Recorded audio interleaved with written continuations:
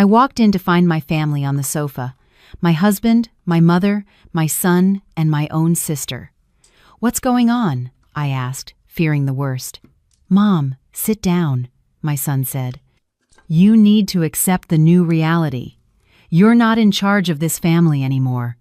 Aunt Lana," he continued, gesturing to my sister. "Dad's happier with her now." I was furious. They all knew.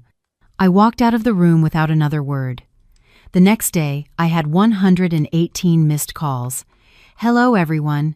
Thank you for being with me today." Before I begin my story, I'd love to know what city you're watching from. Please feel free to share in the comments. Now, let me pull you into this story. The wind whipping off the tarmac at JFK that night was brutal, the kind of cold that seeps through your coat and settles in your bones. I'd just landed after 3 grueling days in Chicago, salvaging a deal my husband Gavin had nearly torpedoed with his arrogance. I was exhausted, my eyes burning from lack of sleep, and my shoulders aching from the weight of my laptop bag. All I wanted was a hot shower, a glass of Cabernet, and the comfort of my own home. I wanted to tell Gavin I'd fixed his mess, that Vantage Capital, the real estate empire we'd spent 22 years building, was safe for another quarter. I pulled into the driveway of our Greenwich, Connecticut mansion. The living room lights were blazing, a bright square against the dark, frost-covered lawn. That was strange. Usually, the house was quiet by 10 p.m. Gavin would be in his study, and our 21-year-old son, Matt, would be in his room, playing video games or online with friends. I opened the front door, dropping my keys into the bowl on the console table. The silence that met me wasn't peaceful. It was heavy, charged, like the air before a thunderstorm. "Hello?" I called out, hanging up my coat. "Gavin? Matt? I'm home." "Eleanor, we're in the living room." My mother's voice called from the great room. My stomach clenched. My mother, Lorraine, lived 40 minutes away in Westchester. What was she doing here on a Tuesday night? A sudden panic seized me. Something had happened to my sister, Lana. Someone was sick. I rushed into the living room, my heart hammering against my ribs. But it wasn't a medical emergency. It was a courtroom. They were all there, arranged on the designer leather sofa I'd picked out last Christmas. Gavin sat in the center, impeccably dressed in a crisp white shirt, but he wouldn't meet my eyes. To his left, my mother, Lorraine. Her posture was rigid, her hands clasped tightly in her lap. To his right, Lana, my younger sister, and in the adjacent armchair, my son, Matt. The atmosphere was suffocating. No one was crying, no one looked sad. They looked resolved. "What is going on?" I asked, my voice breathy. "Is everyone okay?" I took a step forward, but Matt stood up. He didn't move to hug me. He stood like a guard blocking a doorway. He looked at me with eyes devoid of the warmth I had spent 2 decades nurturing. "Mom, sit down," Matt said. His voice was cold, a register lower than I remembered, stripped of all affection. "You need to listen, and you need to not make a scene." "A scene? Matt, you're scaring me." "What is this?" "You need to accept the new reality," he continued, reciting words that sounded rehearsed. "You're not in charge of this family anymore." I looked at Gavin. "Gavin, why are you being silent?" Gavin finally looked up. His handsome face, the face that had been the public image of our company for years, was twisted in a mask of pity mixed with annoyance. "It's over, Eleanor." "What's over? What are you talking about?" I felt like I was drowning on dry land. "Aunt Lana," Matt said, gesturing to my sister. "Dad's happier with her now. Unlike you, she understands him." The world stopped turning. I stared at Lana, my little sister, whose rent I'd paid for 6 years, whom I'd given a job when no one else would. She sat there, legs crossed, wearing a silk blouse that looked suspiciously like one that had gone missing from my closet, and then I saw it. Gavin's hand was resting on Lana's knee, casual, possessive.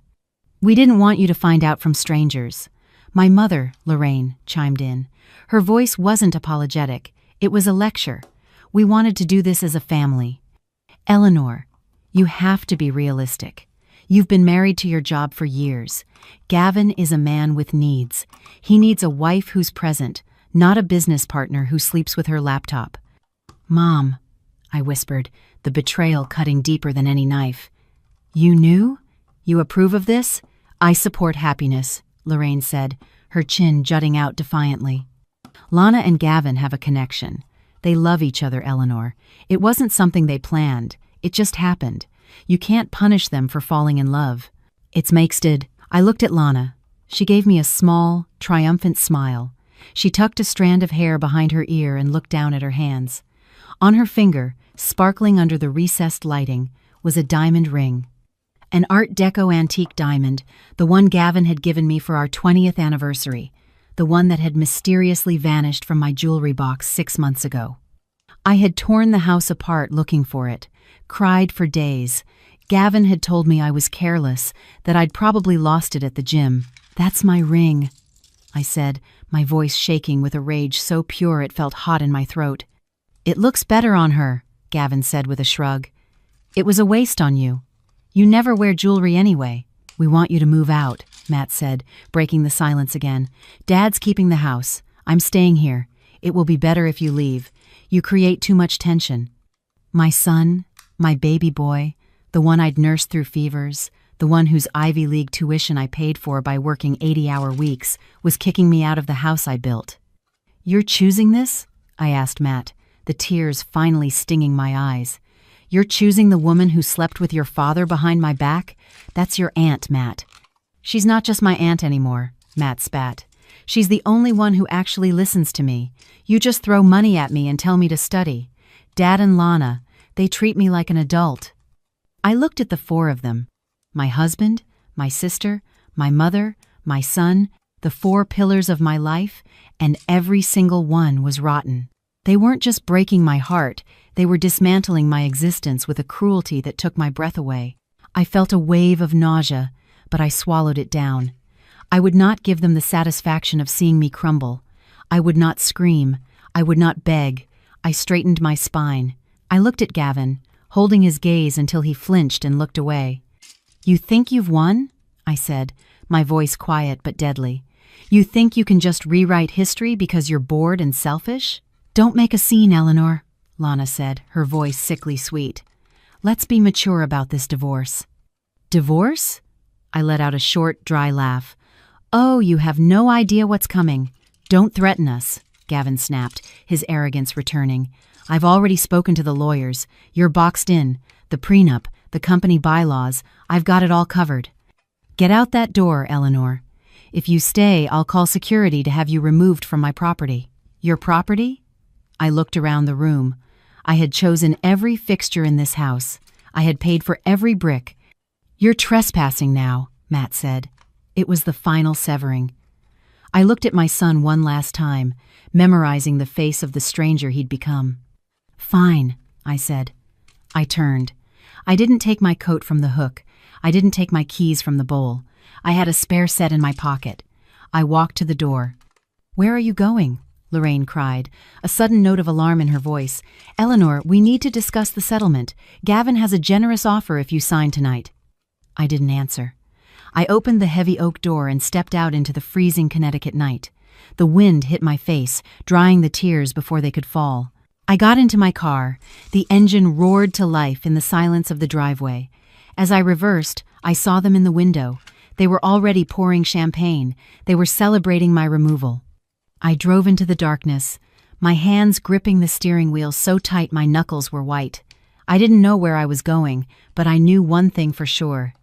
The Eleanor they knew, the doormat, the provider, the fixer, had died in that living room, and the woman driving away was someone they should be very, very afraid of. If you're listening to this and you're as furious as I was in that moment, please hit the like button and type a 1 in the comments. Let me know you're with me. Your support tells me I'm not alone in this fight. Type that 1 now, because believe me, what they did next makes this betrayal feel like just the warm-up. I drove for an hour, the lights of the I-95 corridor blurring into red and gold streaks on my windshield. My mind was a chaotic storm of images. Lana's smirk, the ring on her finger, Matt's cold eyes. But underneath the shock, a primal instinct was kicking in. Survival. I needed gas. The low fuel light had been on since I left the airport, but I'd been too eager to get home to stop. Now, on a deserted stretch of highway, I pulled into a 24-hour gas station. My hands were shaking as I stepped out into the bitter cold. I inserted my Platinum credit card, the one tied to our joint account, the one I used for everything from groceries to client dinners, into the terminal. Processing. The screen blinked, and then, in red letters, "Declined. See attendant." I frowned. That was impossible. The credit limit on that card was $300,000, and I'd paid the balance in full 3 days ago. I tried again. Declined. A cold knot formed in my stomach, heavier than the betrayal I'd just experienced. I dug through my purse and pulled out my personal debit card, the one linked to my checking account where my salary was deposited. I walked into the station's convenience store. The cashier, a bored teenager with headphones around his neck, didn't even look up as I placed a bottle of water and a pack of gum on the counter. I swiped the debit card. "No good," he mumbled, chewing his gum. "Try it again," I said, my voice tight. "There are funds in there." He sighed and ran the card once more. "Declined, ma'am. Insufficient funds or card is locked." "Got cash?" I stood there, paralyzed under the harsh fluorescent lights. My banking app. I had to check the app. My fingers fumbled with my phone as I logged in. Access denied. User authentication error. Please contact your branch. I tried the company account login. Access denied. I tried the joint savings account. Access denied. Gavin hadn't just kicked me out of the house. He had flipped the financial kill switch. He'd planned this. You can't instantly lock a co-owner out of business and personal accounts unless you've already laid the groundwork with the bank, falsely claiming fraud or changing administrative privileges days in advance. He wanted me penniless. He wanted me stranded in the middle of the night with no resources, so I would come crawling back and sign whatever generous offer Lorraine had mentioned. I dug through my purse, past the useless plastic, to the small zippered pocket at the bottom. I found 3 crumpled $20 bills and a handful of change, about $75. That was my current net worth. I paid for $10 of gas and the water with cash. I got back in the car, shivering now not just from the cold, but from the terrifying realization of my vulnerability. I couldn't go to a hotel. I had no credit card for a deposit. I couldn't go to my mother's. I couldn't go to Lana's. I drove until I found a roadside motel with a flickering neon sign that said, "Vacancy." It was the kind of place where truckers slept for a few hours, the kind of place where the sheets smelled of stale smoke and regret. "Cash up front," the night manager said through the reinforced glass. $80 for the night. I handed him 4 of my remaining 20s. He slid a key through the tray. Room 12. The room was freezing. The heater rattled and spit out air that smelled of burnt dust. I sat on the edge of the sagging mattress, still in my expensive business suit, my coat wrapped tightly around me. I looked at my phone. The screen was lit up with notifications. No apologies. No, please come back. 118 missed calls.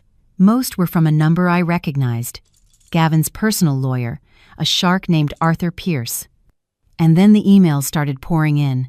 Subject, marital settlement agreement.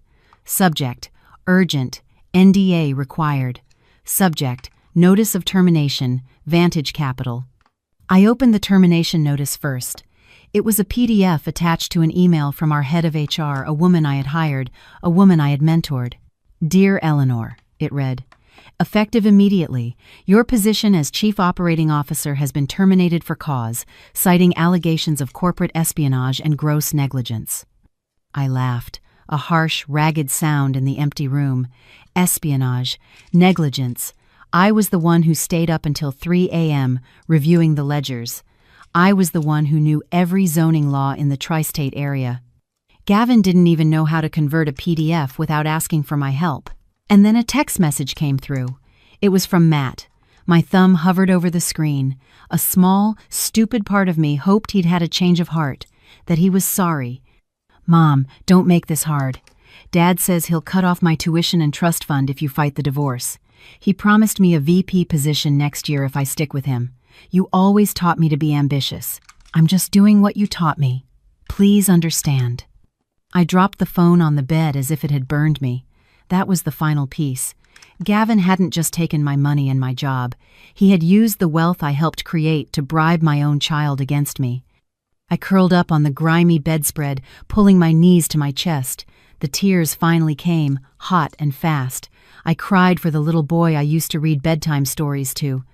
I cried for the sister I used to protect on the playground. I cried for the husband I had believed in when he was nothing but a smile in a cheap suit.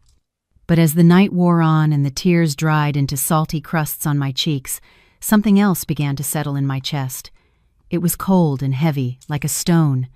They thought they had erased me. They thought that by taking my credit cards and my passwords, they had taken my power. They had forgotten one thing. They'd forgotten who built the castle they were sitting in. They'd forgotten who designed the security systems, who drafted the contracts, and who knew where all the skeletons were buried.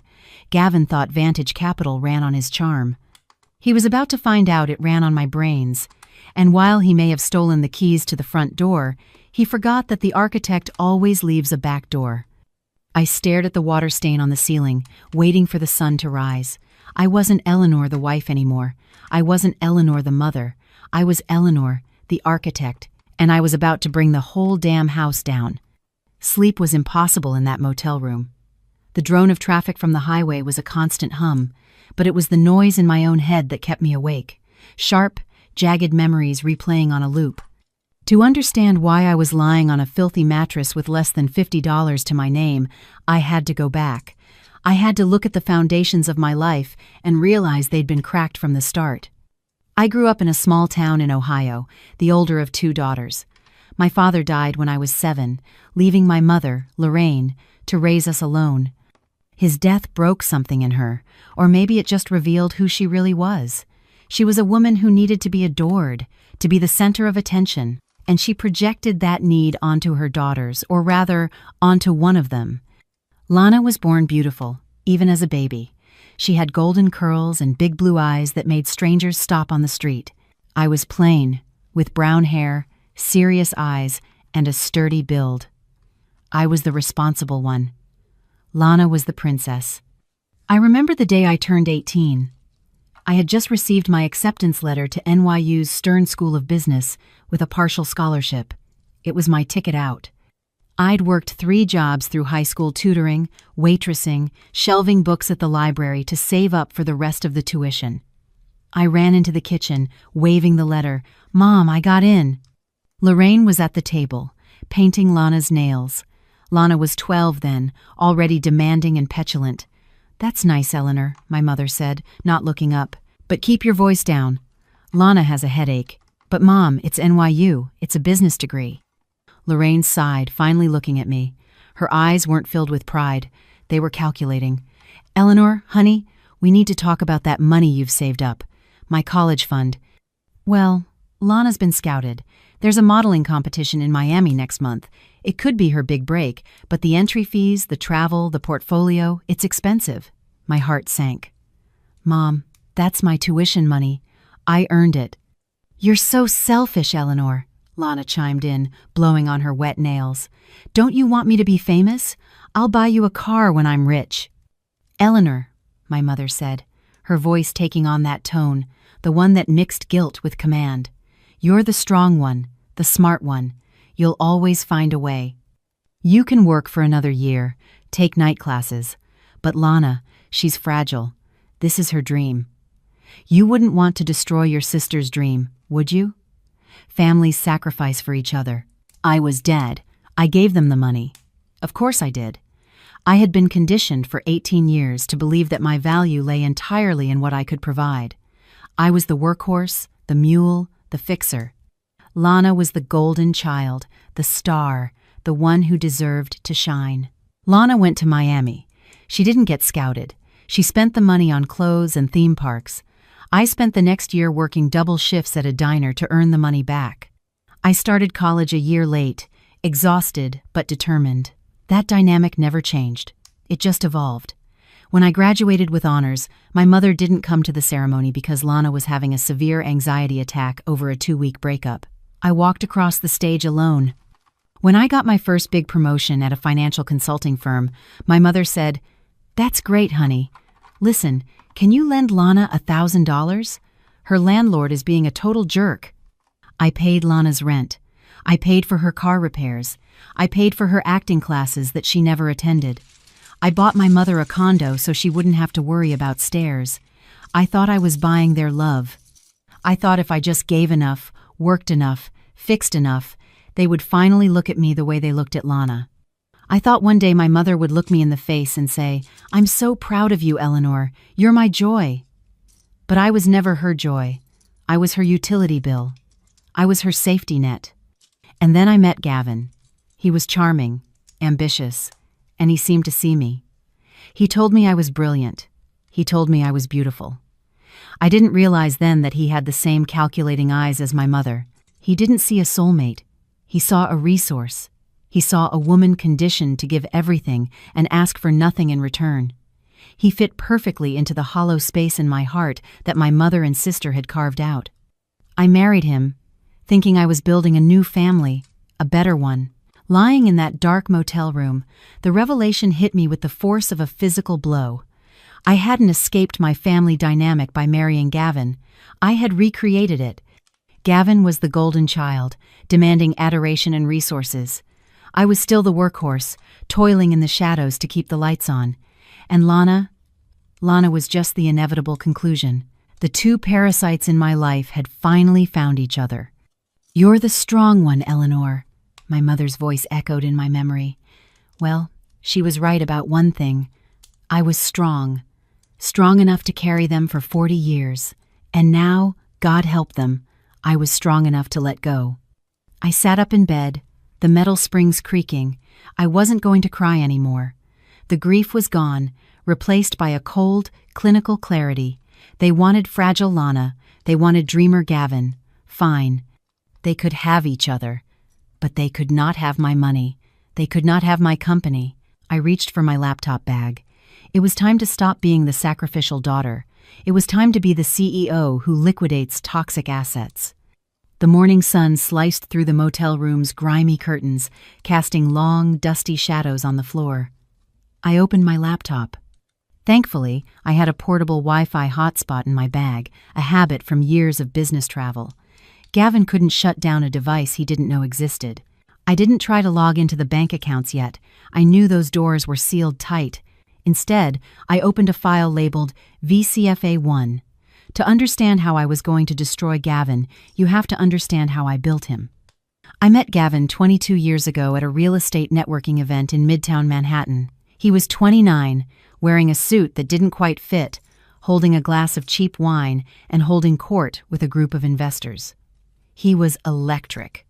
He had a smile that could sell snow to an Eskimo, a laugh that made you feel like the funniest person in the room. I was 25, a junior analyst at a major consulting firm, standing in the corner clutching my folder of market research. I watched him work the room. He was charismatic, yes, but I could hear what he was saying. He was dropping buzzwords, making promises of returns that were mathematically impossible. He cornered me by the buffet table. "You look like you're analyzing the structural integrity of the shrimp skewers," he joked. "No," I smiled. "I'm analyzing your pitch to those investors. You're promising a 15% return on a property in a declining neighborhood. You're going to make them lose money." He blinked in surprise, then laughed. "Okay, you got me. I'm a big picture guy, not a numbers person. I need someone who understands the boring stuff." "The boring stuff is what keeps you out of prison," I said dryly. He fell in love with me, or at least with what I could do for him right then and there. 6 months later, we were married, and a year after that, we founded Vantage Capital. The division of labor was set immediately. Gavin was the face. He was the CEO. He took the client meetings, played golf with developers, and gave interviews to the Wall Street Journal and Forbes. He loved the spotlight. He loved the title. I was the architect. I was the COO. But really, I was everything else. I sourced the properties, negotiated the loans, managed the contractors, battled with the city for zoning permits, and handled the taxes, payroll, and legal compliance. Our first big project was almost a disaster. Gavin had bought a derelict warehouse in South Brooklyn, convinced it was the next big loft conversion. He'd overpaid by $500,000. The contractor he hired ran off with the deposit. We were on the verge of bankruptcy before we'd even sold a single unit. I remember sitting at our kitchen table, pregnant with Matt, staring at the red numbers in the ledger. Gavin was pacing, sweating, panicking. "We're ruined, Eleanor. My reputation is destroyed. I'm going to be sued." "Sit down," I ordered. I took my grandmother's jewelry, the only inheritance I'd ever received, kept safe from my mother and Lana, and I sold it. I liquidated my 401. I renegotiated with the bank, presenting a business plan so detailed, so bulletproof, that the branch manager said it was the best he'd ever seen. I fired Gavin's friend, who was the project manager, and took over construction oversight myself, walking job sites in a hard hat with a 6-month baby bump. We finished the project. We sold out in 3 weeks. Gavin was hailed as a visionary in the business press. The headline read, "Gavin Sterling, the new king of lofts." He brought the magazine home, beaming. "Look at this, baby. We did it." He never mentioned me once in the interview. When I pointed it out gently, he kissed my forehead. "Sweetheart, you know how the media is. They like a simple story. Besides, you hate the spotlight. You're my secret weapon, the power behind the throne." I accepted it. I told myself it was for the family.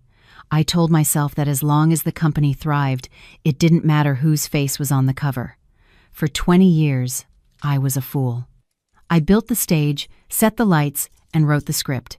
Gavin just walked out and took the applause. The company grew. We expanded into commercial properties, luxury condos, mixed-use developments. We were worth hundreds of millions. But the company's structure that was my masterpiece.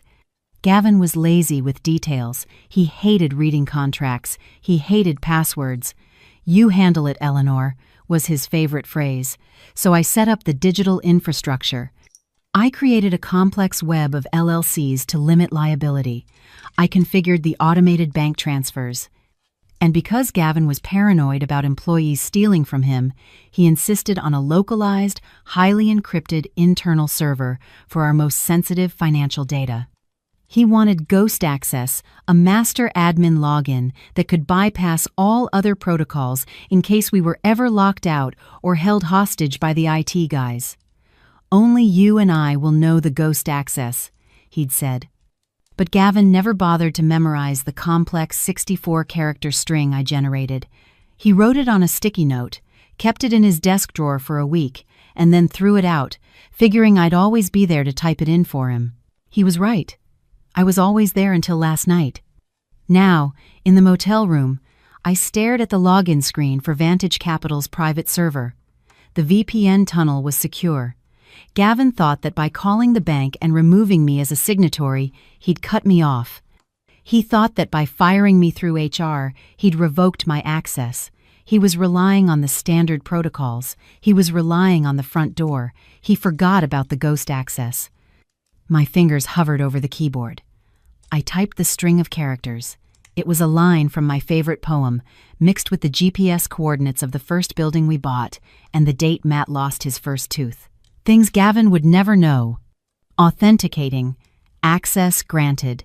Administrator level. The screen filled with data.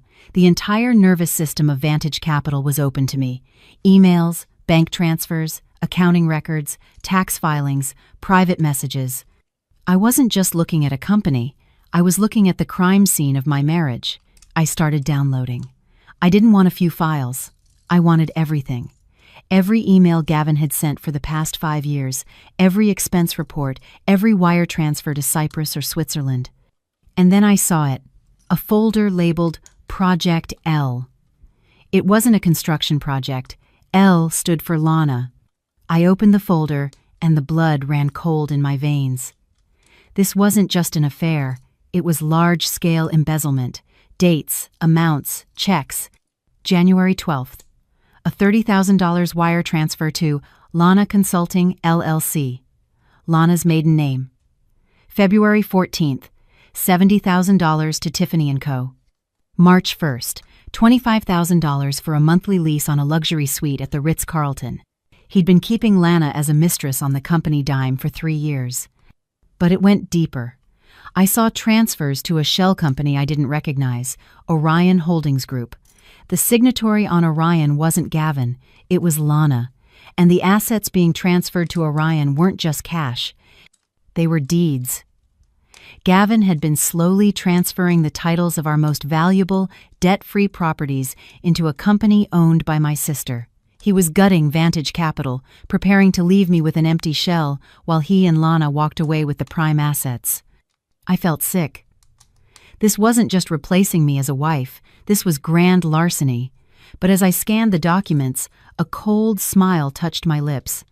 Gavin was an actor, not an architect. He didn't understand the paperwork he was signing. In his arrogance and in Lana's greed, they had made mistakes. Amateur, sloppy mistakes. They had forged my signature on the property transfer documents. I could see it in the PDFs, a clumsy digital copy and paste of my signature from another document. And on the articles of incorporation for Orion Holdings Group, Lana had listed her permanent address. It was my address, the house I paid for. I had them dead to rights. But I couldn't strike now.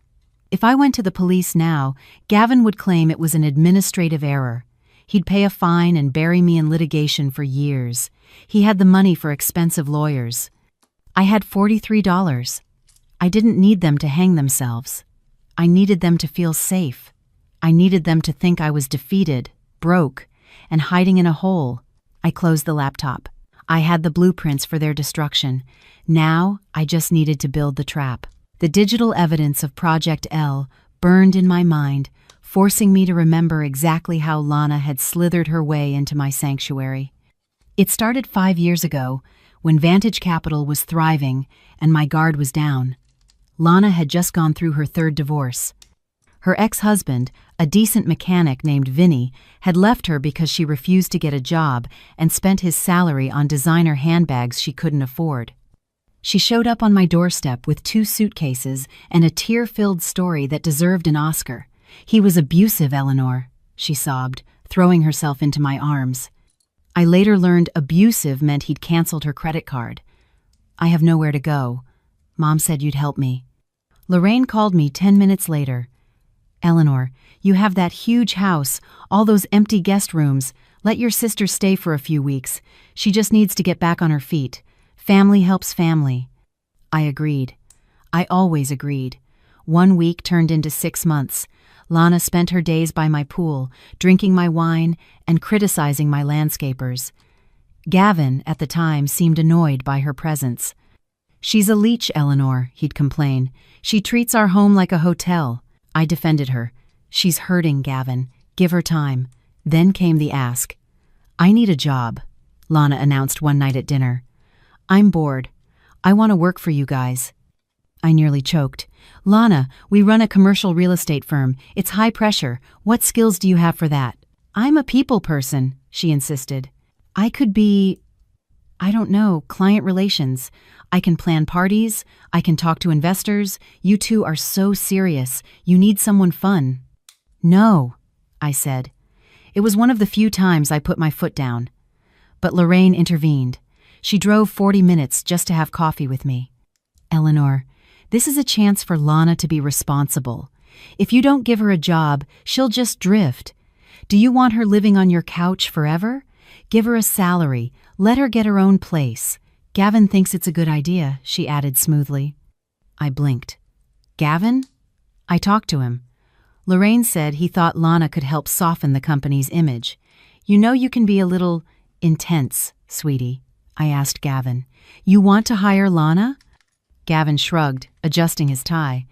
"Your mother's right. We need someone to handle the social stuff, the galas, the charity events.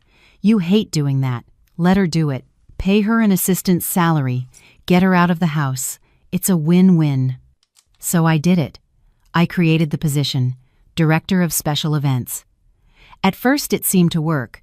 Lana moved into an apartment I subsidized and planned a corporate Christmas party. It was lavish, over budget, but a success. Then the subtle shifts began. Lana started coming to the office every day, dressed not in business attire, but in bodycon dresses that bordered on inappropriate. She would spend hours in Gavin's office, discussing event logistics. I'd walk by and hear them laughing. Whenever I entered the room, they'd fall silent. "What's so funny?" I'd ask, feeling a prickle of unease. "Just a client joke," Lana would say, smiling that sickly sweet smile. "You wouldn't get it, Eleanor. It's an inside thing. She started joining us for business lunches. Then she started replacing me at them." "Eleanor, you stay and finish the quarterly projections," Gavin would say. "Lana and I will take the developers to the steakhouse. You know you hate small talk." And I did hate small talk. I loved the work, so I let them go. I stayed in the office, eating a salad at my desk, crunching the numbers, making sure our profit margins were sound, while my husband and my sister were drinking martinis and laughing on my dime. I noticed the changes in Gavin. He started dressing younger. He bought a Porsche he didn't need. He started staying out late for networking. When I voiced my concern, Lorraine gaslit me into oblivion. "You're being paranoid, Eleanor," she scolded. "You should be happy Gavin and Lana get along. Most men hate their in-laws. It's a blessing. Don't ruin it with your jealousy. It's beneath you." Jealousy. She made me feel like I was the crazy, insecure harpy. Now, looking at the Project L folder on my laptop, I saw the reality. The networking dinners were dates. The business trips to Miami were vacations. And the consulting fees paid to Lana were, in fact, her allowance for being his mistress. The snake didn't just sneak into the grass. I had opened the door, invited it in, and given it a bowl of warm milk. And worst of all, my mother had held the door open. Lorraine had been the facilitator. She had pushed Lana at Gavin, knowing exactly what Lana was capable of. She wanted Lana to have the life I had built because, in her twisted mind, Lana deserved the kingdom, and I was just the builder, destined to construct it and walk away. I slammed my hand down on the cheap motel desk. The pain brought me back to reality. "Fine," I whispered to the empty room. "You want to play the fun, irresponsible game? Let's see how much fun it is when the architect removes a load-bearing wall." For the next 6 hours, I was in a fugue state of forensic accounting. The ghost access gave me everything, but I had to be careful. If I made any changes, if I altered a single file, the system logs might alert the IT director, a man named Stephen who had been loyal to me, but would now undoubtedly be taking orders from Gavin. So I became a ghost. I copied, downloaded, screenshot, and traced the flow of money. It was worse than I thought. Vantage Capital was hemorrhaging money to fund their lifestyle and the transfers to Orion, Lana's shell company. Gavin had stopped paying vendors. We were 3 months behind on payments to the construction crews for a new skyscraper in Hudson Yards. We were defaulting on the interest for 2 major loans. Gavin was robbing Peter to pay Lana. My company, my life's work, was a house of cards. If the creditors found out, we'd be insolvent in 30 days. But then I found something that made me sit bolt upright. It was an email chain between Gavin and a private investigator from something called the Orwell Detective Agency. The date was from 2 years ago. Subject: surveillance. Subject E: Sterling. Gavin: I need dirt. Anything. Infidelity, substance abuse, mental instability. I need grounds to invalidate the prenuptial agreement. Orwell: Mr. Sterling, we've tailed her for 6 months. She goes to work. She goes to the grocery store. She visits her mother. She works late. There's no dirt. The woman is a saint. Gavin: try harder or make something up. I can't afford to give her half. I stopped breathing. 2 years. He'd been planning to get rid of me for 2 years but couldn't find a way to do it without losing money. And then, a more recent email, dated 1 week ago. Gavin: forget the dirt. We're going with the mental breakdown angle. Her family will testify. Her mother and sister are on board. We'll claim she's overworked, paranoid, unfit to lead. We'll trigger a no-confidence vote at the board. Once she's out, we activate the buyout clause at the lowest possible valuation. Lorraine: I can testify that she's been acting erratically lately, very emotional. I'm worried about her. Gavin: we have to do what's best for the company. I stared at the screen, tears of rage blurring my vision. My mother, my own mother, had conspired to have me declared mentally incompetent so her golden child could steal my husband and my money. "You want unstable?" I muttered. "I'll give you unstable." I dug deeper. I needed leverage. The evidence of fraud was good, but it would take time to prove in court. I needed something immediate, something that would terrify Gavin. I found it in the tax filings. Last year, to secure a massive loan from a private equity fund, Gavin had inflated the occupancy rates of our commercial properties. He had fabricated lease agreements. He had physically forged the signatures of non-existent tenants. This wasn't just civil fraud. This was bank fraud, a federal crime, with jail time. And the loan documents were signed by Gavin Sterling, CEO. My signature wasn't on them. I had been away for my aunt's funeral that week, a funeral Lana had skipped, and Gavin had said he'd handle the paperwork himself.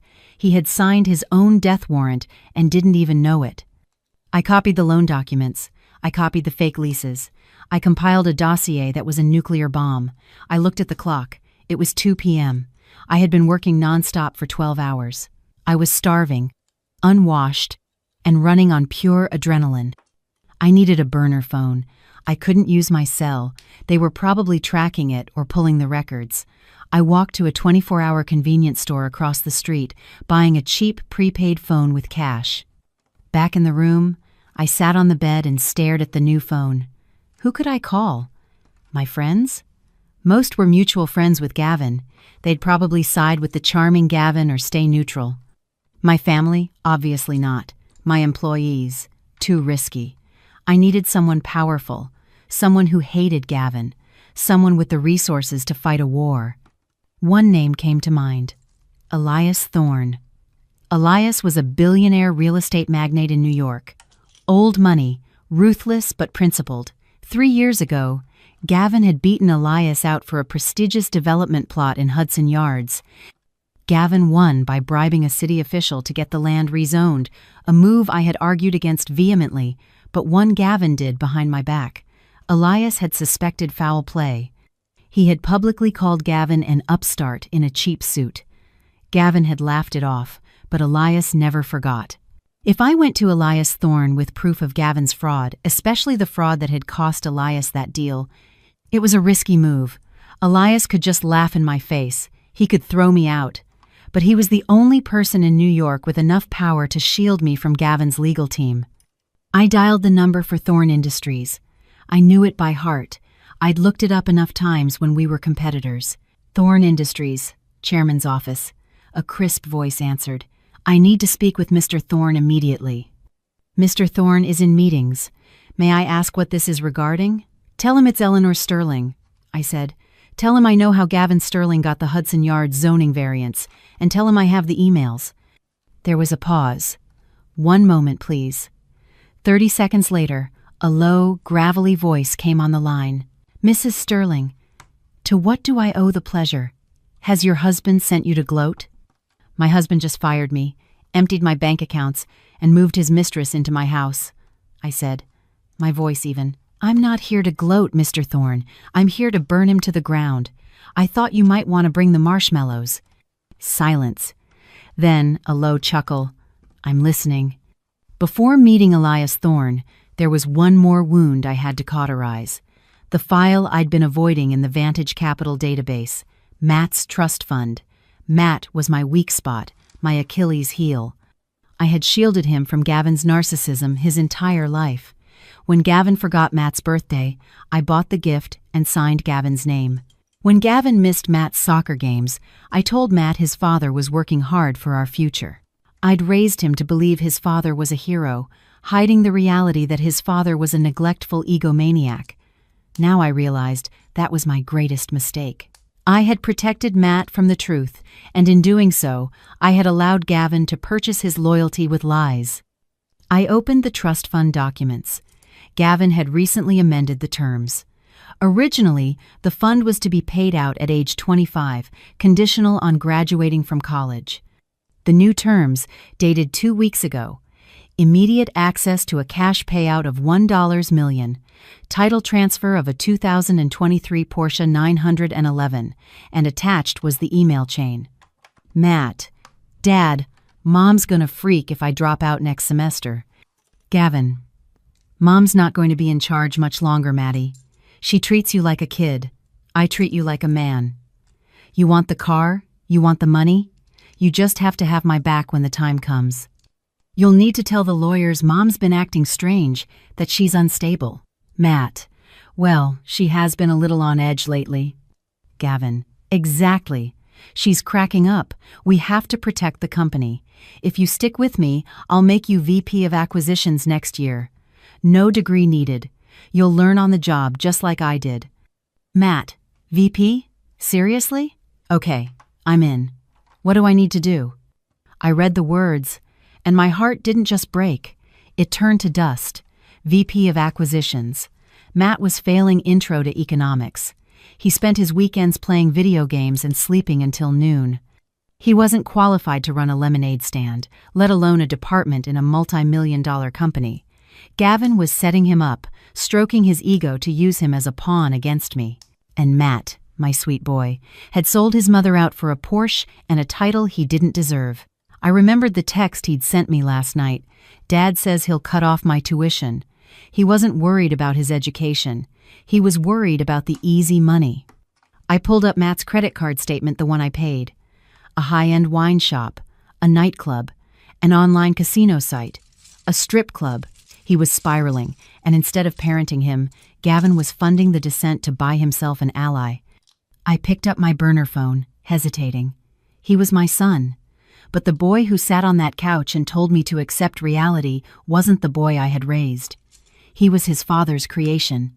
If I kept cushioning his fall, I would lose him forever to Gavin's world of corruption and shallowness. The only way to truly save him was to let him crash. I typed out a text message. I didn't send it yet. I just wrote it, staring at the blinking cursor. Matt, I saw the emails. I saw the car. You chose the easy way. But the easy way is a trap. When your father is done using you, he will throw you away just like he threw me away. I love you enough to let you learn this the hard way. Good luck, Mr. Vice President. I saved it as a draft. I wiped my tears. I went into the company payroll system. I removed Matt from the intern list he'd been on for 3 years, despite never once showing up at the office. I couldn't touch the trust fund. Gavin controlled that now. But I could touch the health insurance. Matt was on my premium corporate plan, a plan I paid for personally. Remove dependent, Matthew Sterling. Reason, no longer a full-time student. It was petty. It was small. But it was the first time in 21 years I hadn't fixed something for him. My phone buzzed. It was an address for the meeting with Elias Thorne, the New York Athletic Club, the library. 1 hour. Come alone. I closed the laptop, walked to the bathroom, and splashed cold water on my face. I tried to fix my hair. My suit was rumpled, but I shook it out. I applied a layer of lipstick, my armor. I looked in the mirror. The woman looking back looked tired. Yes, but she looked dangerous. She looked like a mother who had lost her cub and had nothing left to lose. You want unstable, Gavin? I said to my reflection. I'll give you an earthquake. I walked into the New York Athletic Club in the same rumpled suit I'd fled my house in, carrying a laptop bag with enough evidence to send my husband to a federal prison. The doorman gave me a skeptical look. The place smelled of old money, old grudges, and mahogany, a world ruled by Elias Thorne. I found him in the library, sitting in a leather wingback chair, reading the Financial Times. He was 65, with a shock of white hair and eyes like polished flint. He didn't stand when I approached. Mrs. Sterling, Elias said, folding his paper. You look terrible. I feel terrible, I admitted, sinking into the chair opposite him, but my brain is working perfectly. You mentioned the Hudson Yards deal. Elias got straight to the point. You said you have proof. I opened my laptop. I wasted no time on pleasantries. I pulled up the dossier I'd built in the motel room. I turned the screen toward him. 3 years ago, Gavin beat you for the Hudson Yards plot. You suspected he bribed the city zoning commissioner, a man named Mark DeMott. You were right. Elias leaned forward, his eyes narrowing. Here is the wire transfer, I said, pointing at the screen. $3 million to a shell corporation called DeMott Management. And here is the email chain between Gavin and DeMott discussing the fee for the expedited zoning variance. Gavin was sloppy. He used his personal email for the initial contact.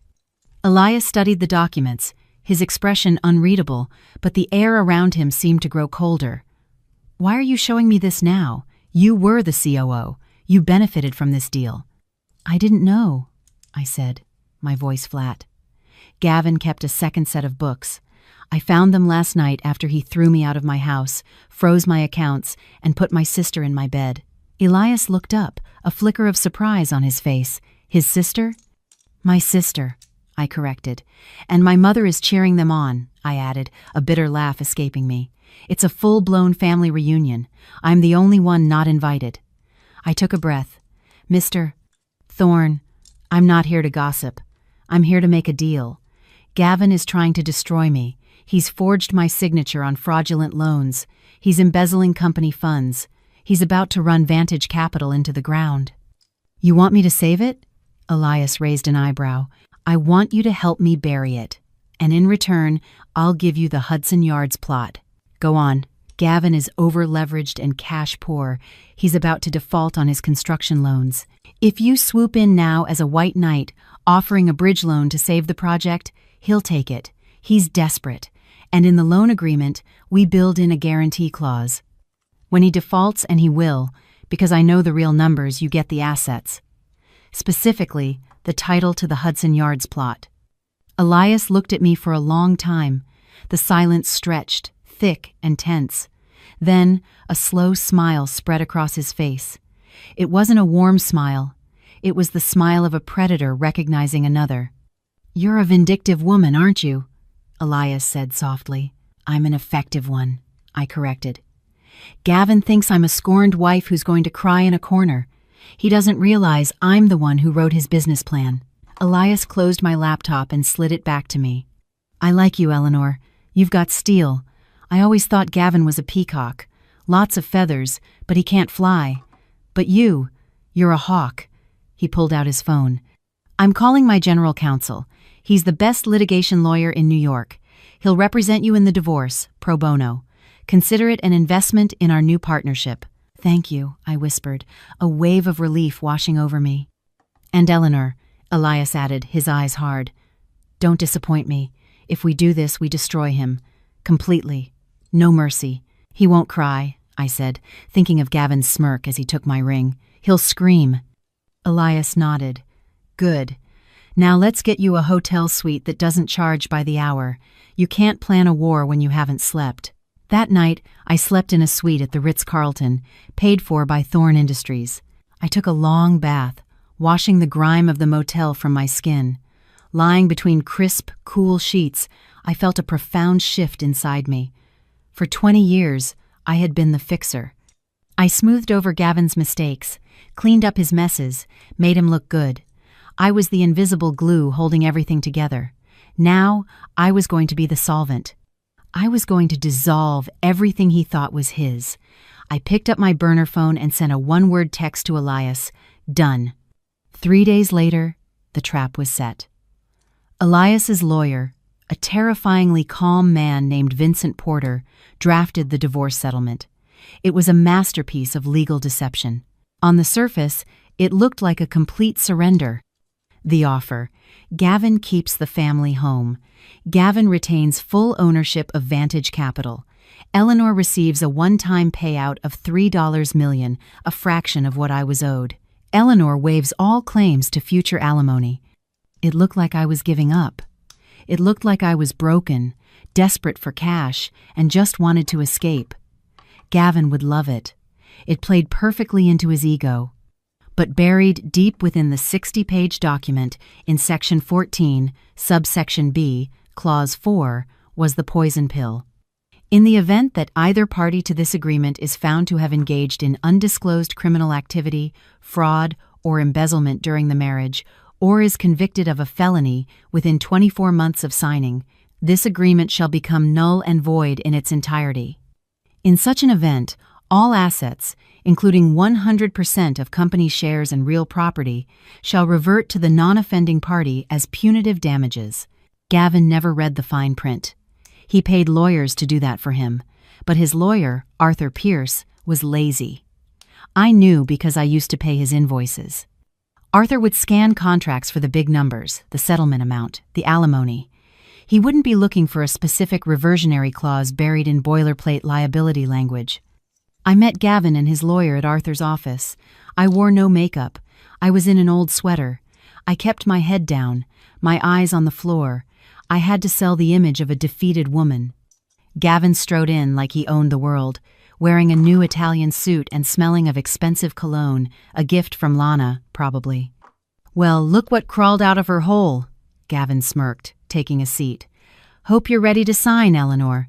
Lana and I have wedding invitations to order. Just give me the check," I said, my voice trembling. "I just want to be done, Gavin. I can't fight you anymore." Gavin laughed, looking at Arthur. "See? Told you she'd fold. She doesn't have the stomach for it." Arthur slid the papers across the table. "Standard settlement. Eleanor, you walk away with $3 million and a clean slate. Just sign here, here, and here." I took the pen, my hand shaking. Part act, part pure adrenaline. "What about Matt?" I asked quietly. "Matt stays with me," Gavin said, leaning back in his chair. "He's my VP now. We're going to build an empire together." I felt a sharp pain in my chest but swallowed it down. "Okay, take care of him. Just sign the damn papers, Eleanor."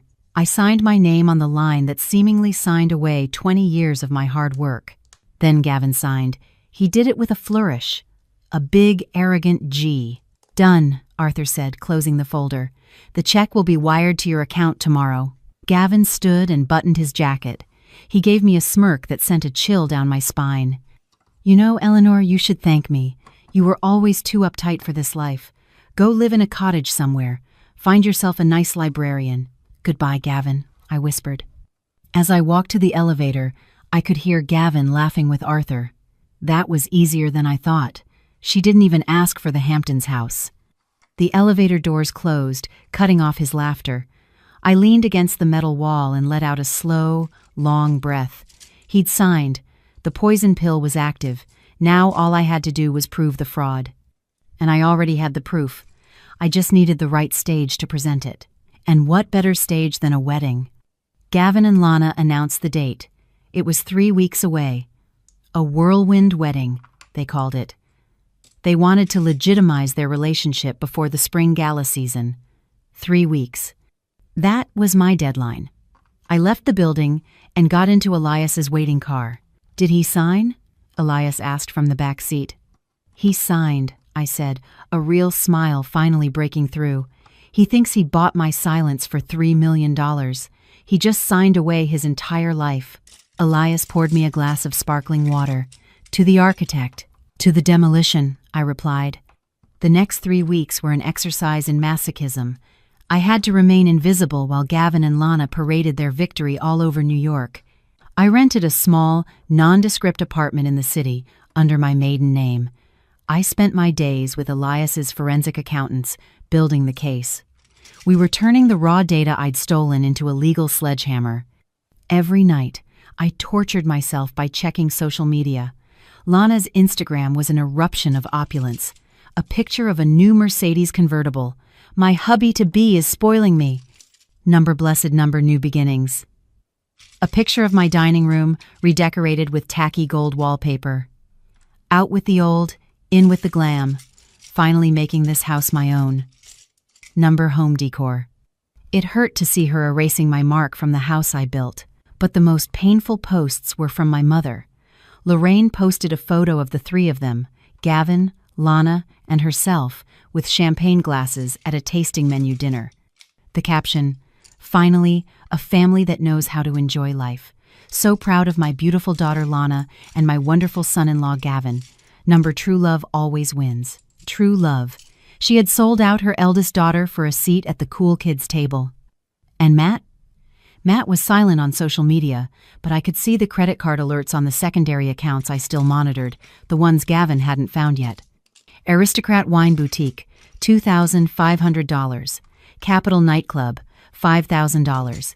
NYPD, bail bond, $3,000. My son was in free fall. Gavin wasn't parenting him. He was enabling him. I wanted to rush in and save him, but Elias stopped me. "You cannot save someone who does not want to be saved, Eleanor," Elias told me gently. "He chose his side. Let him see what that side truly looks like when the lights go out." I knew he was right, but it felt like cutting off a limb. Meanwhile, the company was rotting from the inside. My spies, Sarah in accounting and Rick in project management, gave me daily reports. "Gavin hasn't been in the office past 2 p.m. in weeks," Sarah texted. "He let Lana plan a company rebrand. She wants to change the logo to pink and gold, for a commercial real estate firm. The contractors are threatening to walk off the Hudson Yards site," Rick reported. "Gavin told them the check is in the mail. It's not. He used the construction funds to pay for the wedding venue." "Let it burn," I told them. "Just document everything. Save the email where he tells you to delay payments." The wedding was to be held at the Ritz-Carlton in the Grand Ballroom. It was the most expensive venue in the city. Lana had invited 300 people, investors, politicians, local celebrities. They wanted to cement their status as New York's new power couple. They needed an audience. Good, I thought, looking at the invitation Sarah had procured for me. "You want a spectacle? I'll give you one." 2 days before the wedding, I received my final trump card. It came from an unexpected source. My phone rang. A blocked number. "Hello? Eleanor?" It's Vinny." Vinny, Lana's ex-husband, the mechanic she had bled dry. "Vinny," I said, surprised. "How are you?" I'm okay. Look, I heard what happened. What they did to you, it's disgusting."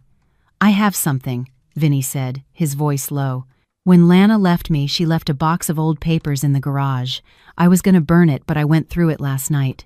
Eleanor, she had credit cards in your name from 3 years ago. Ones she opened when she was living with you. She was intercepting the mail. She maxed them out and then hid the statements.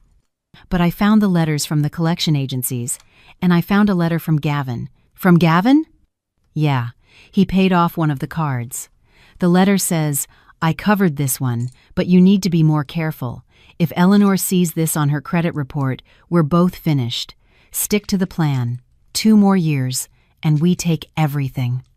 2 more years. The timeline matched perfectly. Gavin had been conspiring with my sister to steal my identity and my money while I was feeding her and giving her a job. "Vinny," I said, my voice thick, "can you get me that box?" "I'm already on my way," he said. When Vinny handed me that box, I felt the final lock click into place. This wasn't just fraud. This was a predatory conspiracy, calculated and evil. I looked at the handwritten letter from Gavin. 2 more years, and we take everything. I locked the letter in my safe. "Thank you, Vinny," I said. "Give him hell, Eleanor," he said with a grim smile.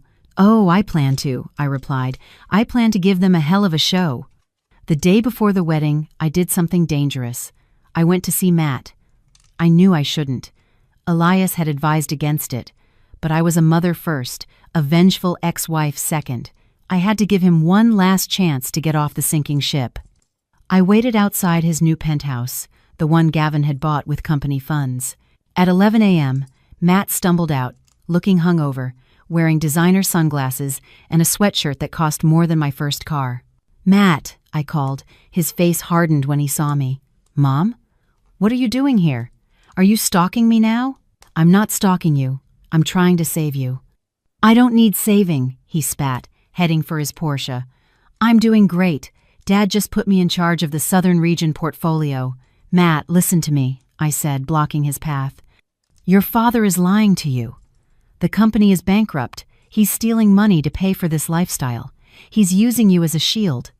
When the IRS comes, and they will come, your name is going to be on the documents." Matt laughed. It was a hollow, brittle sound. "You're just jealous. You're jealous because Dad is winning, and you're a nobody. Are you living in some dump?"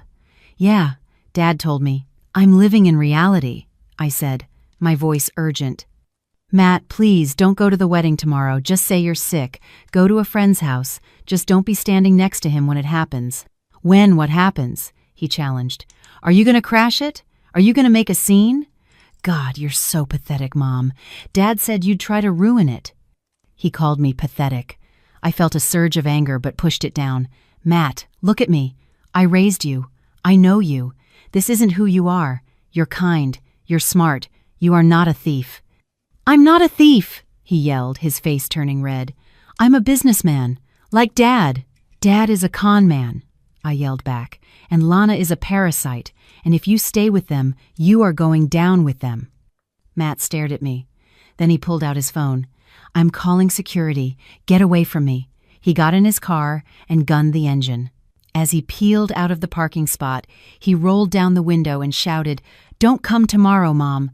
Nobody wants you there. You're the past. I watched him drive away, my heart breaking all over again. But this time, the break was cleaner. I had tried. I had offered him my hand. He had slapped it away. He was on his own now. I drove back to my apartment. Elias was waiting with the final arrangements. How did it go? He asked, though he could clearly read the answer on my face. He's lost, I said evenly, completely brainwashed.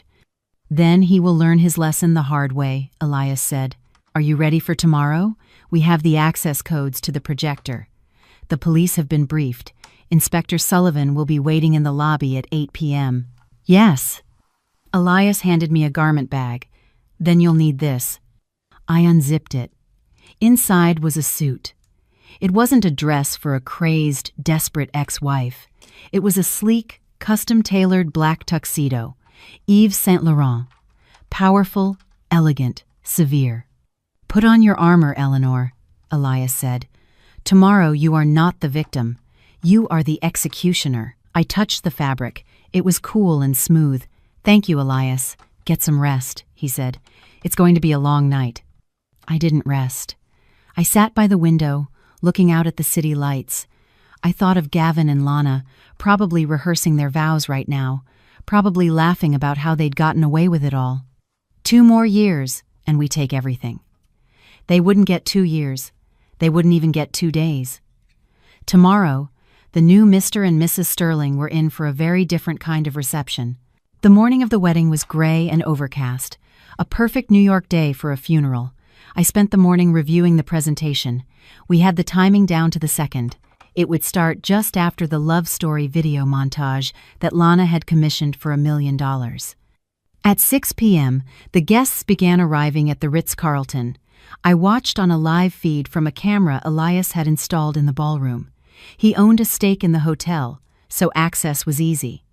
Everything was nauseatingly opulent. The room was dripping with crystal and pink roses, thousands of them. There was an ice sculpture of Gavin and Lana intertwined. I watched my mother, Lorraine, greet guests. She was wearing a champagne-colored dress, far too young for her. She was beaming as if she'd won the lottery. Isn't it wonderful?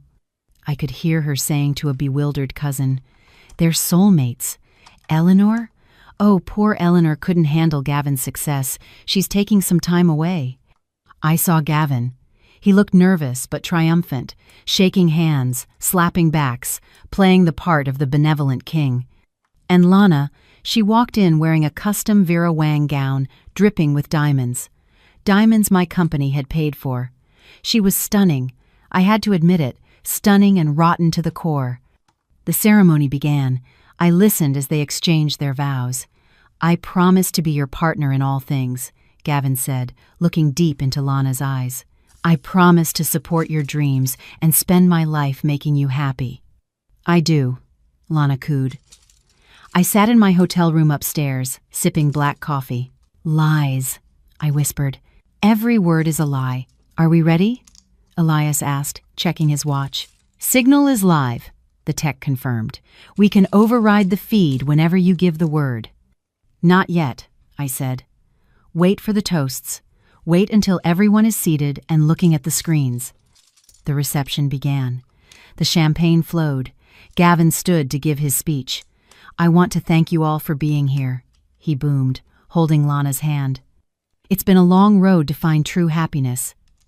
Sometimes you have to make hard choices to find your real destiny. The crowd applauded politely, though I could see a few uncomfortable glances. Everyone knew about the scandal. They just didn't care, as long as the bar was open and the liquor was top shelf. And to my new wife, Lana, Gavin continued, "You are my muse, my rock, my everything." My phone vibrated. It was the signal. "Now," I said. Downstairs in the ballroom, the lights dimmed for the video montage. Sappy music began to play. Photos of Gavin and Lana on yachts, in Paris, on a beach, flashed across the enormous screens behind the head table. The crowd oohed and awed. I stood up, smoothing the lapels of my tuxedo. I walked out of the room and headed for the elevator. "Showtime," Elias said, walking beside me. Inside the elevator, I watched the numbers descend. 10, 9. My heart wasn't hammering anymore. It was beating slow and heavy, like a war drum. The elevator doors opened on the lobby level. Inspector Sullivan and 2 uniformed officers were waiting. "Mrs. Sterling?" the inspector asked. "We have the warrant. We're ready when you are." The saperdated others Savin. "Give me 5 minutes," I said. "I want them to see it before the cuffs go on." "Understood." I walked toward the ballroom doors. The security guards Gavin had hired to keep me out stepped forward. "Ma'am, this is a private event." Elias Thorne stepped out from behind me. "And I own the building. Step aside, or you'll be looking for a new job tomorrow." The guards hesitated, recognized Elias, and immediately backed away. I pushed open the double doors. Inside, the music had just reached its crescendo. On screen, the video showed Gavin and Lana kissing in front of the Eiffel Tower, and then the screen flickered. The music cut out with a screech of feedback. The room fell silent. On the massive screens, the romantic image vanished. In its place was a stark spreadsheet, red numbers and then a document, a credit card statement. Name, Lana Miller. Address, my address. Purchase, Tiffany & Co. Diamond ring, $100,000. Paid from Vantage Capital corporate account. A murmur went through the crowd. "What is this?" Lana stood up. "Gavin, fix this. Turn it off." "Turn it off!" Gavin screamed toward the sound booth. But the technician in the booth was ours. He didn't turn it off. He turned up the volume. And then my pre-recorded voice boomed through the speakers. "Hello, Gavin. Hello, Lana. You wanted a family reunion? You wanted everyone to witness your union? Well, let's show them what that union is really built on." Every head swiveled, not to the screen, but to the back of the room. The silence in the grand ballroom was absolute. 300 pairs of eyes turned in their seats to stare at me as I walked down the central aisle, my heels clicking a steady rhythm on the marble floor. The black tuxedo made me look like a shadow against the sea of pink flowers. Gavin was frozen at the head table, all the color drained from his face. Lana was clutching a napkin to her chest, her mouth agape. My mother, Lorraine, looked as though she was about to have a stroke. "Eleanor," Gavin whispered, the microphone picking up his trembling voice. "What are you doing?" I didn't stop until I reached the center of the dance floor, directly in front of the head table. I looked up at them, the people who had been my world, now just small, frightened figures on a stage. "I'm here to make a toast," I said, my voice carrying clearly. I was holding a small remote. I clicked it. The screen behind them changed again. This time, it was the email chain between Gavin and the private investigator. "Gavin, try harder, or make something up. I can't afford to give her half." The crowd gasped.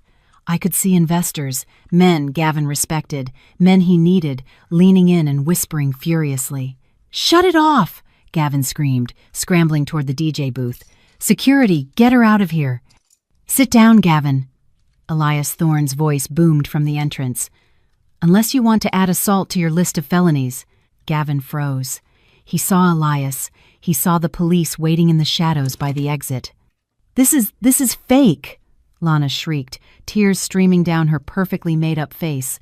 "She's jealous. She hacked the system. She's crazy." "Crazy?" I clicked the remote again. A new document appeared. The fraudulent loan application for the Hudson Yards project, the one with the forged signature. Is forging a federal document crazy, Lana? I asked calmly. Is bank fraud crazy? Because that carries a mandatory minimum sentence. And guess whose name is on the shell companies receiving the stolen funds? I clicked again. Orion Holdings Group. Owner, Lana Miller. I pointed at her. You're not just the mistress. You're the mule.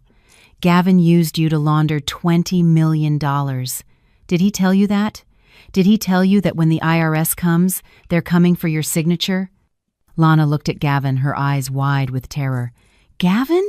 You said it was tax optimization. You said it was legal. Shut up, Lana, Gavin hissed. Oh, don't stop him, I said, smiling coldly. Let him explain. Let him explain to our mother what he really calls her. Click. An email appeared. Subject, the old bat. Gavin, just write Lorraine another check from the fund. The old bat is greedy. As long as we pay for her condo, she'll keep Eleanor in the dark.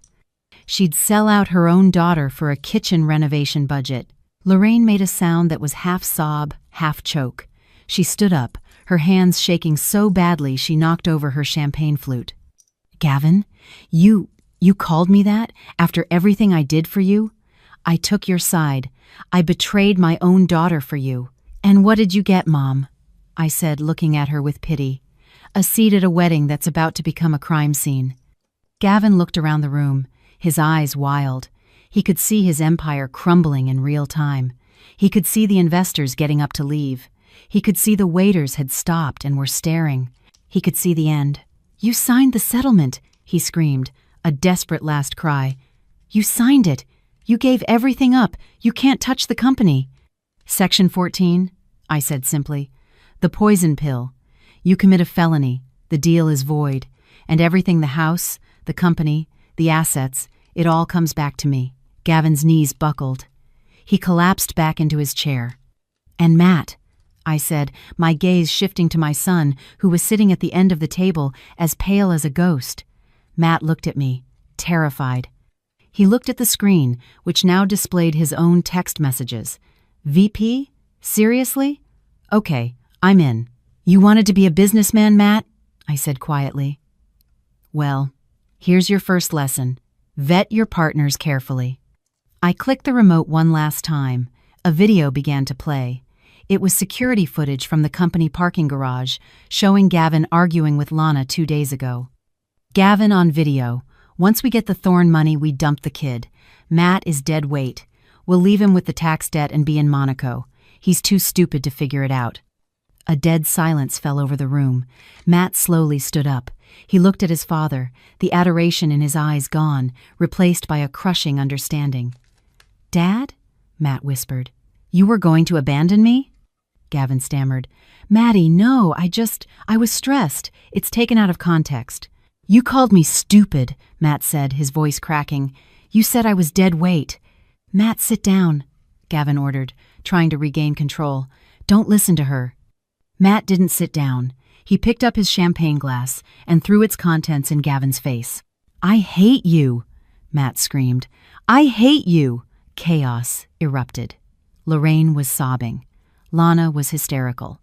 Gavin wiped the champagne from his face, looking like a drowned rat. I lowered the remote. The presentation was over. I nodded to Inspector Sullivan. The police entered the room, the guests parting like the Red Sea. Gavin Sterling, the inspector announced. You're under arrest for bank fraud, embezzlement, and forgery. Lana Miller, you're under arrest for conspiracy and money laundering. No, Lana shrieked as an officer grabbed her wrist. I didn't know. I'm just his fiancée. He made me do it. You can tell it to the judge, the officer said, snapping the handcuffs on. Gavin didn't scream. He just stared at me. As the cuffs went on, his eyes met mine. You ruined everything, he spat. You vicious, vengeful witch. I walked closer to him. I stood so close I could smell his fear. I didn't ruin anything, Gavin, I said, my voice as quiet as a frozen lake. I just turned on the lights. You're just the cockroach that got caught. They were led away, the wedding guests standing in stunned silence. The only sound was Lorraine's weeping. I looked at the head table one last time. The cake was untouched. The flowers were perfect. The illusion was shattered. I turned to Elias Thorne. "I think I'm done here." "Brilliant," Elias said, offering me his arm. "Absolutely brilliant." As we walked out, I didn't look back at my weeping mother or my devastated son. Not yet. They had made their beds. Tonight, they would have to lie in them. The days after the wedding were a media circus. The New York Times ran a front-page story. Bitter vows. Real estate mogul arrested at the altar. I gave no interviews. I let the evidence speak for itself. I moved back into my house 3 days later. The police had removed the tape. It felt strange to walk back into the rooms I had designed. Lana's things were everywhere. Tacky clothes, trashy magazines, half-empty bottles of wine. I hired a cleaning service. "Throw it all out," I told them. "Anything that isn't mine. Burn the sheets. Replace the mattresses." I wanted to scrub her DNA from my life. Gavin was denied bail. The judge deemed him a flight risk because of the Monaco video. He sat in a cell at Rikers, his Italian suits replaced by a prison jumpsuit. Lana made bail, posted by my mother, who had cashed in her retirement savings to get her baby girl out. But Lana wasn't free. She was facing 5 to 10 years. Her face was all over the internet as the gold digger who was now facing hard time. A week later, my mother came to see me. She looked 10 years older. Her hair was a mess. Her eyes were red. She stood on my porch, trembling. "Eleanor!" Her voice cracked. "Lorraine," I said, not using mom. "Can I come in?" "It's cold." "You can say what you need to say from there." She flinched. "Eleanor, please, be reasonable. Lana is terrified. She's just a girl. She didn't know what she was doing. Gavin manipulated her." "Lana is 40 years old," I said coldly. "She knew she was sleeping with my husband. She knew she was spending my money. She signed the papers." "She's your sister," Lorraine wailed, her grief turning to the familiar family poison. "You can't let her go to jail. You have to drop the charges. Tell the DA it was a misunderstanding." "It wasn't a misunderstanding. It was a felony." "If you do this," Lorraine hissed, "you are no daughter of mine. You are destroying this family." I laughed. It was a light, free laugh. "Lorraine, you destroyed this family 20 years ago when you decided Lana was the princess and I was the maid. You didn't come here to apologize. You came here to ask me to fix it again. You want me to be the fall guy one last time so Lana can walk free. She's fragile. She's a criminal. And you're an accomplice. I've seen the checks Gavin wrote to you. Consulting fees. You took money to help them manipulate me." Lorraine went pale. "I'm not going to press charges against you, Lorraine," I said. "Not because I love you, but because I don't want the shame of seeing my own mother's mugshot. But you are dead to me. Don't call me. Don't come here. If you need money, ask Lana." I paused. "Oh, wait, she's broke." I closed the door in her face. I watched on the security camera as she stayed there, banging on the door, screaming my name. Then her shoulders slumped. She walked away. It hurt. Of course, it hurt.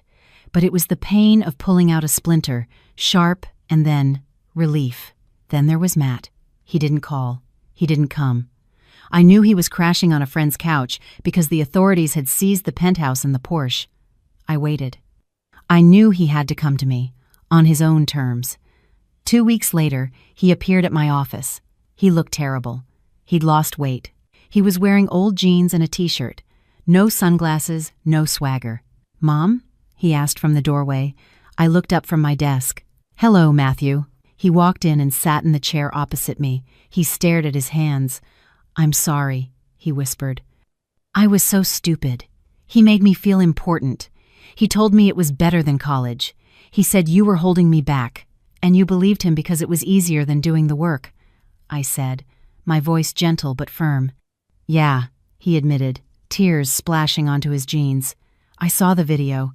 He called me dead weight. He was going to abandon me. I have nothing, Mom." He wiped his eyes. "They took the car. I have no money. I need help." I looked at my son. I wanted to hug him. I wanted to write him a check and make it all okay. But I was the architect now, and you don't build a sound structure on a cracked foundation. "I love you, Matthew," I said, "but I am not giving you any money." He looked up, horrified. "But where will I live?" I don't know. You'll have to figure that out. Mom, please. Here is the deal, I said, sliding 2 pieces of paper across the desk. This is an application for a student loan. And this is a job application for the mailroom at Phoenix Group. Minimum wage. You start at the bottom. You finish your degree at night. The mailroom? He asked, stunned. Take it or leave it. If you want to be a man, Matt, you have to earn it. Gavin gave you things to buy you. I'm offering you nothing so that you can build yourself. He looked at the papers, looked at me, and saw the resolve in my eyes. Slowly he reached out and took the pen. Okay, he said, his voice shaky. I'll take the job. Good, I said. See Sarah in HR. She'll get you a badge. Don't be late. He stood up. He looked at me, really looked at me, for the first time in years.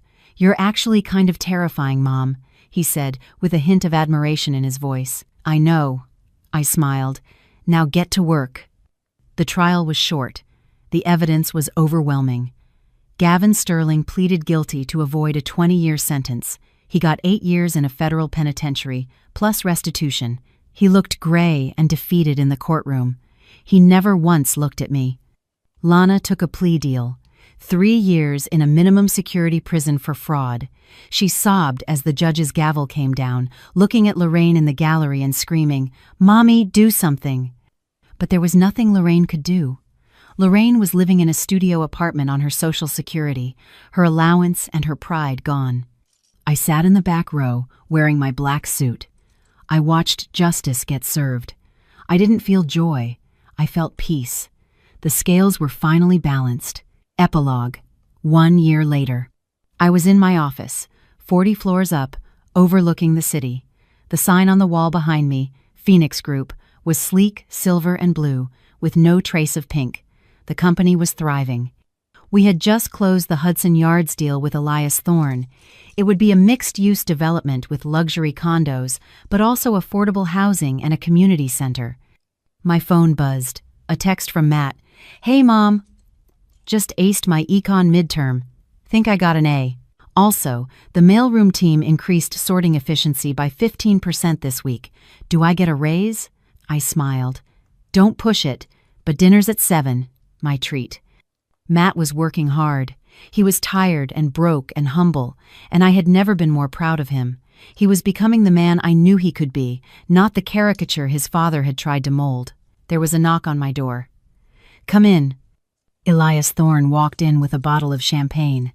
Happy anniversary, he said, to the day you burned down the circus. It feels like a lifetime ago, I said, accepting a glass. You know, Elias said, leaning against my desk, Gavin sent me a letter from prison. He wants to know if I'll buy his shares in the old shell companies. He needs cigarette money. What did you tell him? I told him I only do business with the CEO, and the CEO is busy building an empire. We clinked glasses. I looked out at the city skyline. I had lost a husband. I had lost a sister. I had lost a mother. But I had found myself.